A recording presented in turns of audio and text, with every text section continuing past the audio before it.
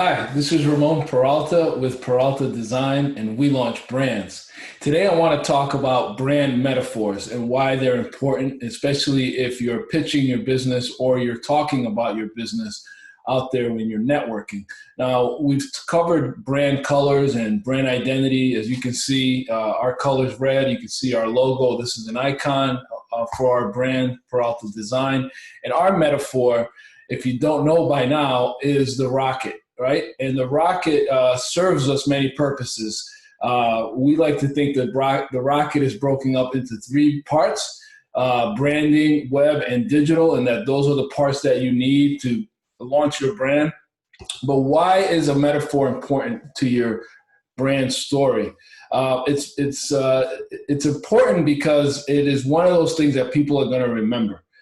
They might not hear every single thing you said, but they're going to remember, oh yeah, that's the guy with the rocket.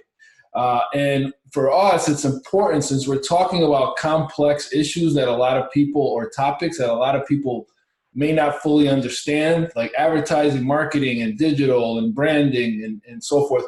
We don't want to make it even more complicated with a real heavy metaphor. Rocket science, and sometimes you'll hear us say that branding or launching a brand is rocket science. The concept of rocket science can get very complicated. If we take that metaphor in a very serious direction and start talking about turbulence and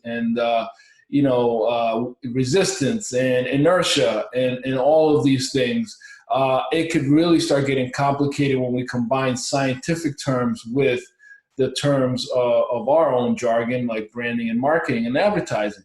So we do it on a much more simplified way, where the metaphor is looking into the skies and thinking of the possibilities and how the universe is so vast, and the possibilities of you launching your brand really have no limit.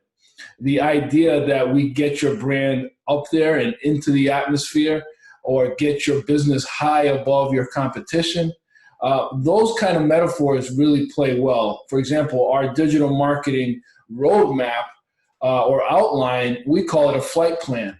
So you have to understand that there's a fine line between pushing the metaphor too far that it gets confusing, and using it just enough that you become memorable.